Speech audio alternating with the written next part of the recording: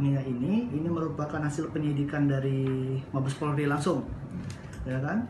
Kemudian mengenai fakta yang terungkap dalam persidangan pada saat pemeriksaan saksi atas nama Rifan Arif 1 minggu yang lalu, memang ada menyebutkan bahwa Rifan ada menerima titipan nama-nama yang menjadi atensi. Nah, kemudian pada pemeriksaan kemarin, pemeriksaan di persidangan, di mana ada menghadirkan saksi atas nama Denny Darmapala yang merupakan salah satu panitia psikologi. Juga Denny Darmapala mengakui dalam fakta persidangan memang dia ada menerima titipan dari Rifan yang berisikan nama-nama yang merupakan atensi. Nah, itu yang terungkap di persidangan. Selanjutnya, apakah ada pertanyaan tadi, apakah ada kelanjutan terkait adanya terungkap nama Ibu Kapolda di sana? Itu tergantung dengan penyidik di Mabes Polri-nya. Karena berkas perkara ini berawal penyidikan dari Mabes Polri langsung. Untuk diperjelas Bang, Ibu Kapolda di sini Ibu Kapolda mana ya Bang? Ibu Kapolda Sumatera Selatan. Itu kalau pengakuan dari Denny Darmapala dan juga saksi Rifan Arif yang merupakan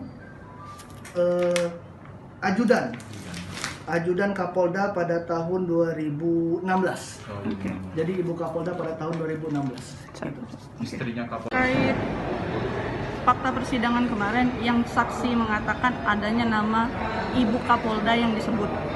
Nah, terkait hal itu bisa dijelasin sedikit Bang? Jadi di saksi itu ada yang mengatakan kalau ada nama yang dititipkan atensinya Ibu Kapolda. Iya, memang ada. Itu gimana kalau kejelasannya Pak? Tanggapannya kalau itu seharusnya di kejaksaan harus menghadirkan dia untuk menjadi saksi kan. Oke, jadi tidak menutup kemungkinan Ibu Kapolda ini akan dipanggil jadi saksi ya? Iya, Pak, ya? betul.